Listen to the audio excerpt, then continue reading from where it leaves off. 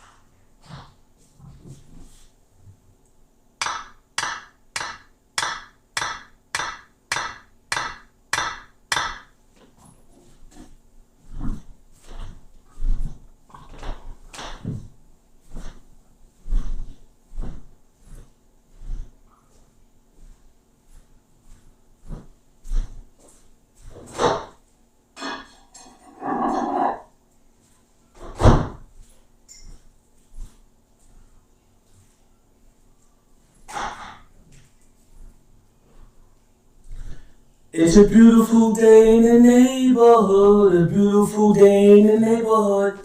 Now would you be mine? Would you be mine? Won't you be? But if you racist, don't you be? If you ghetto, please don't be my neighbor. I always want to live in a neighborhood like Delaware. Coming from Brooklyn, and you know, would you be mine? Could you be mine? Won't you be?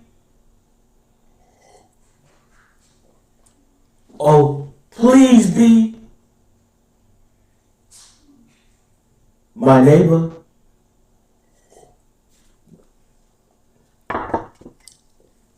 How you doing, people?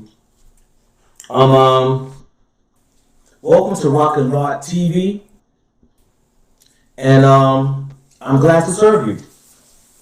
But I have to give respect where respect is due. So, rest in peace, Kobe Bryant, family, everybody on that helicopter.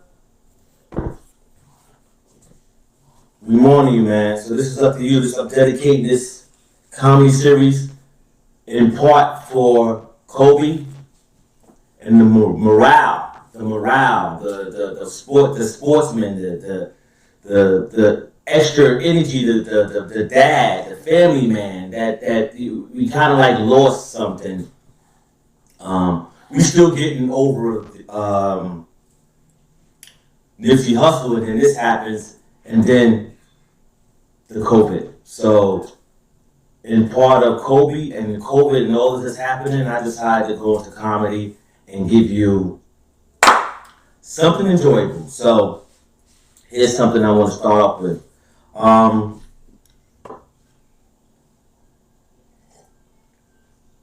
You know what? It's 5 a.m. somewhere. So, I want to switch it up. Probably say this guy's retarded. He's drinking coffee and ain't gonna switch to whiskey. It's none of your business. I'm 50 years old. And I've been doing this since 1994. Early 94. Started out with Dave Chappelle. Doing comedy in the Comedy Cellar. Then I switched over to Boston Comedy Club, about 3 or 4 blocks away. Been doing comedy ever since. Ever since I was a child, I was funny. You had to be funny because we didn't have money, so the kids always teased me. So for me to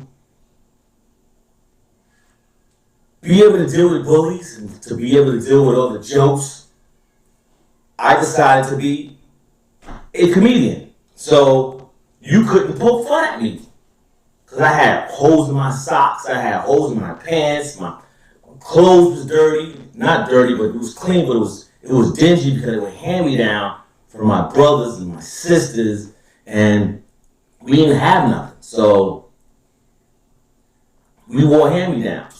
So I was like, well, I gotta find an alternative so people leave me alone. So I became a comedian. So as you said something about me, I came hard. I talked about your mom, your father, your dead brother. I didn't care what it was. For me to get a laugh and get the attention off of me, I did it. I did it. I remember, so my father came and gone. He was a Rolling Stone. So,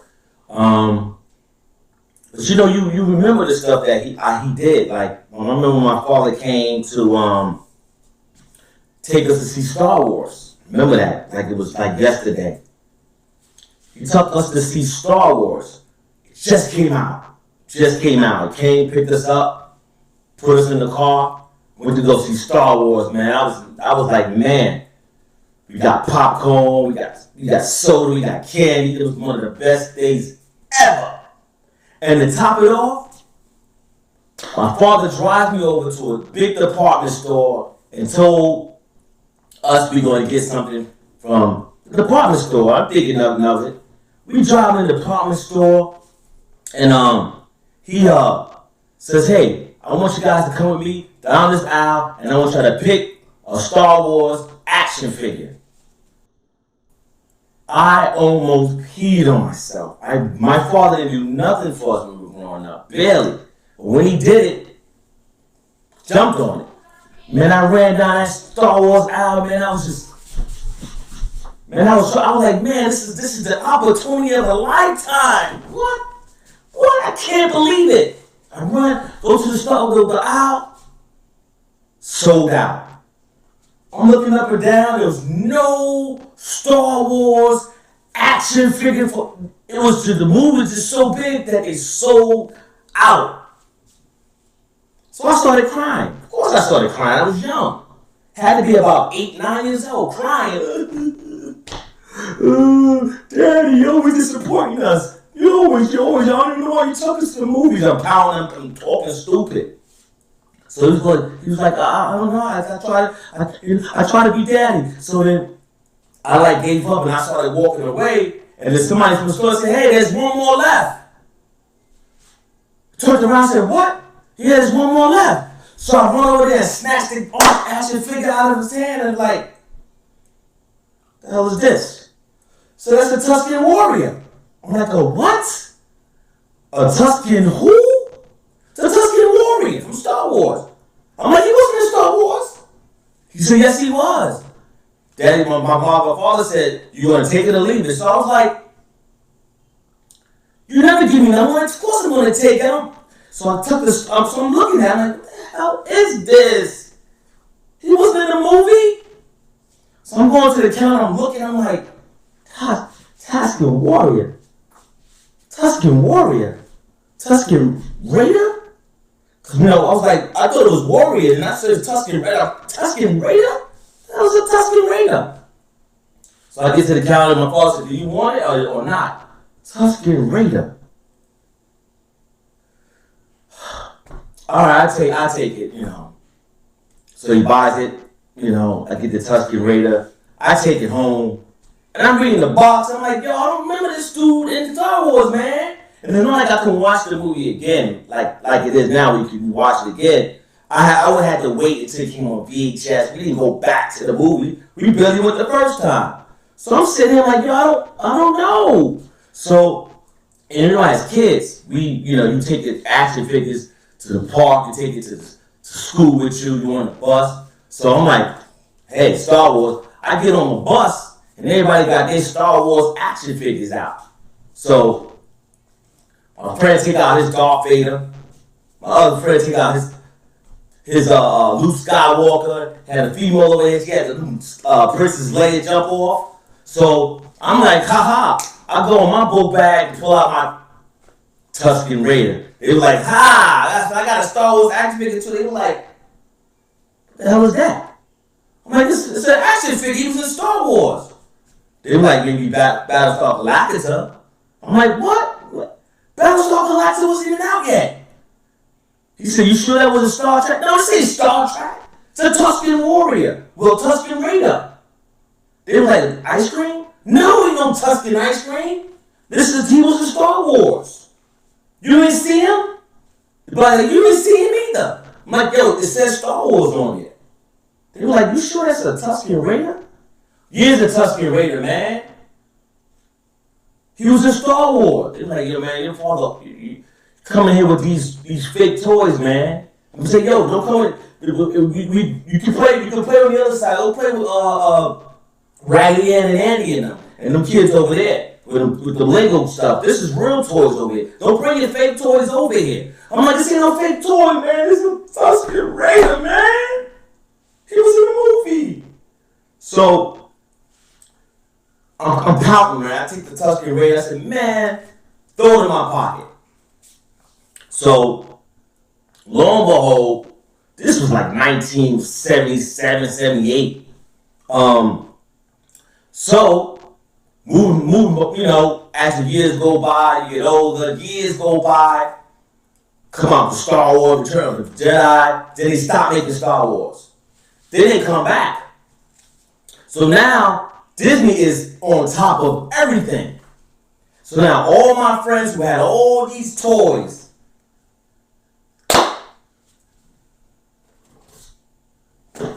I got my Tusken Raider. So, imagine how much this thing costs. Haha. Imagine how the Tusken Raider costs now.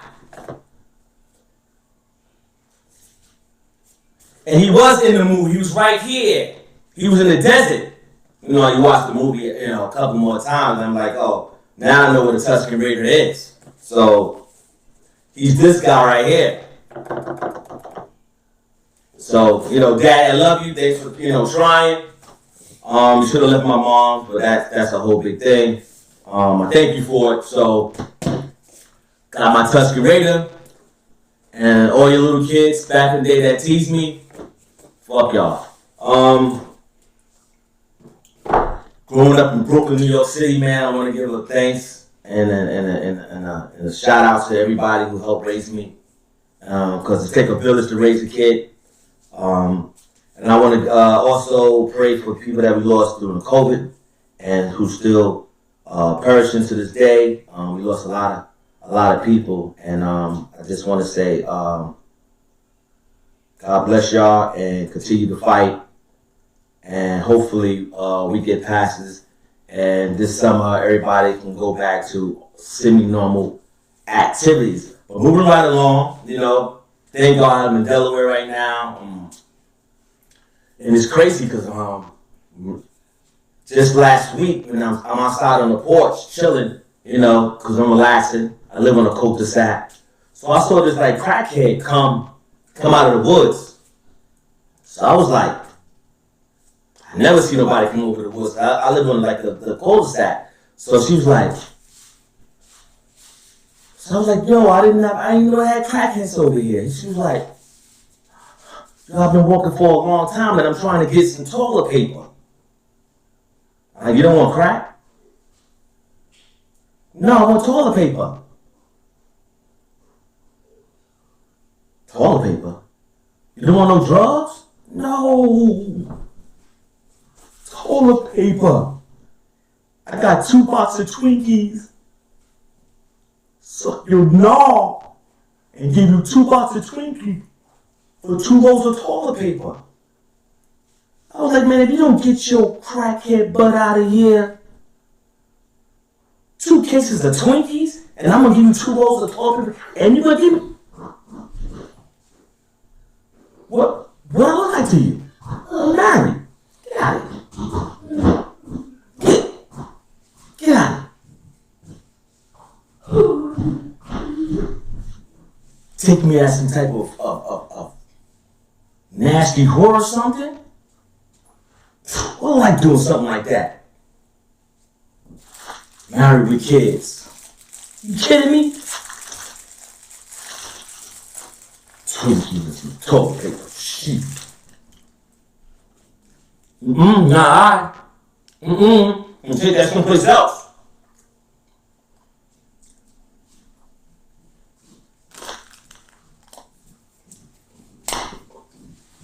I need that for my animation. So I wasn't called a cop, but we worked it out. So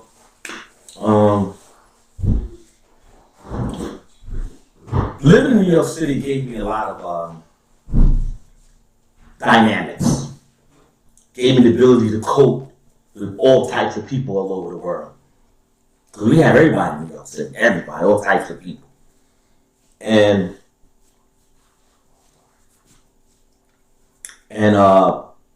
you deal with all types of attitudes, racism and all, and white privilege and you got the Italians over here, you got the blacks over here, the Puerto Ricans over here, everything.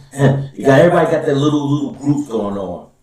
But at the end of the day, the cops don't care, So if they want you, they want you. So I remember when I was driving me a nice, I just got my car.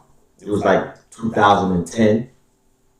Driving my car, brand new, and I didn't have the keyless. It was a keyless start. So I'm driving around. So I kind of like, you get to a red light and you don't want to do, so you get almost caught the line. I backed up.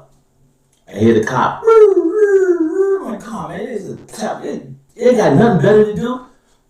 So it just turned green, so I pulled to the right. I'm like, man. So I put my hands on my steering wheel, and I'm getting ready for the cop to come. So I'm looking waiting for him to come. So I'm seeing him get out. He fix his hat.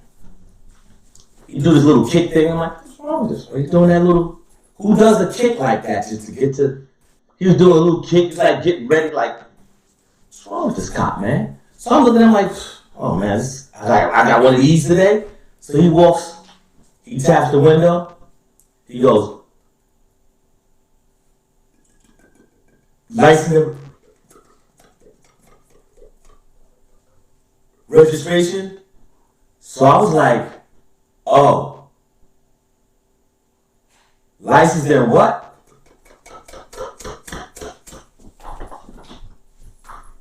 Registration. I'm like, so NYPD is hire anybody now. So it's like a equal opportunity employee. I didn't know that. So I was like, I'm going to reach in my.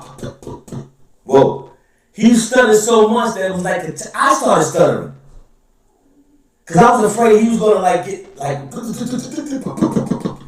So I was like, my pocket, I was reaching him. Don't shoot me. So he was like, so you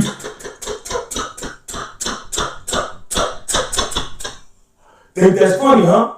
I'm like, no. It's just a habit that I never saw a stuttering cop before. He's like, I'm not stuttering, I had Tourette's. So I was like, whoa. So that wasn't stuttering? He was like, no, I got Tourette's. So I'm like, how did the police department hire this guy?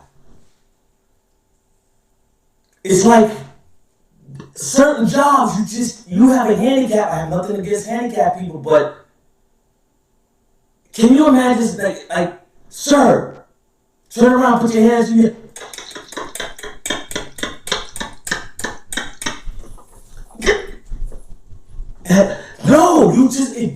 No, you can't hire everybody. You can't please everybody. So moving along, I'm in my car, so he's going, and I'm going, here's my ID, man. He goes,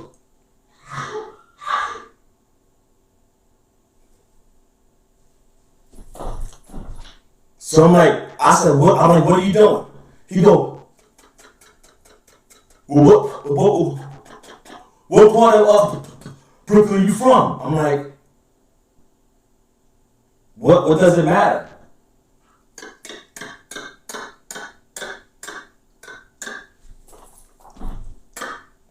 I lived I grew up right around here.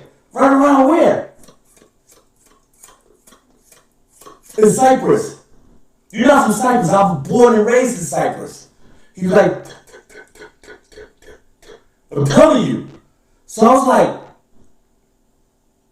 I know everybody in Cyprus. He goes, this happened to me when I was 25. After you picked it up, I said, yo, he said, finish my sentence. I'm like, I'm not finishing your sentence, yo, I gotta go. Let me write the ticket for you so I can go. I'll write the ticket and then I can go. So you see, see what you got me doing? He goes,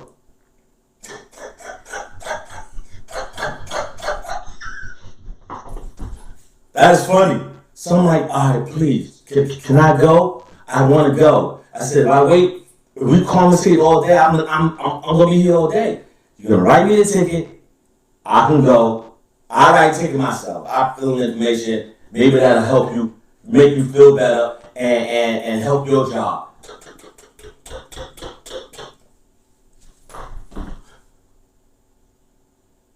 Don't talk to me like that. I'm just helping you, man. I'm just helping you, man. You said you lived in Cyprus. She said, no, I lived in Cypress Hills. I'm like, but I lived in Cypress Hill projects, not the hills, the projects. So he goes, oh.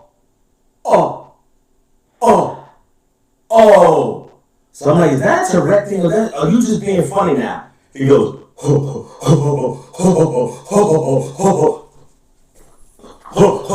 that's funny. That's funny. So I'm gonna let you slide because you were for funny, okay? So I'm gonna let you go and enjoy your life and enjoy your day. So I was like, so that's it? He says,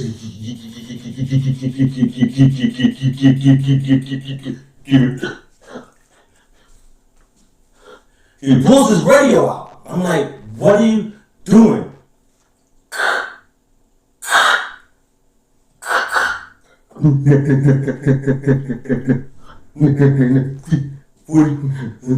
Anymore 76 copy. So I'm like, I am never getting home.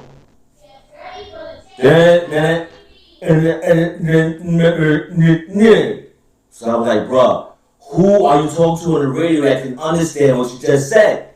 He goes, they know me. I'm like, who knows you? The dispatcher. So I'm like, what are you going on the radio? What are you telling me? You back up or you gonna let me go? Oh, I'm letting you go. I told you to go. Yeah, but you pull out your radio and I didn't want to just pull up. Get your ass on out of here. So I was like, okay. Bye. And I pulled off. I was like, man, I hope you enjoyed this segment. I hope this entertained you. I hope you could see Rock and Roll TV. I'll probably be going live in the future doing a segment. So if you want to hire somebody like me to entertain your job or your business or your corporation, I do hourly Zooms. I do 30-minute Zooms. I do puppet shows. You name it. If you have any type of entertainment or anything that you want me to do, you can hire Rock and Roll TV. I'm a videographer, stand-up comedian. I write, I direct, I produce movies, I do weddings, anything pertaining to video and media I can do. So hope you enjoy the segment. Rock and Roll TV. And peace out. And hope y'all make it through this COVID virus unharmed and unscathed. Peace.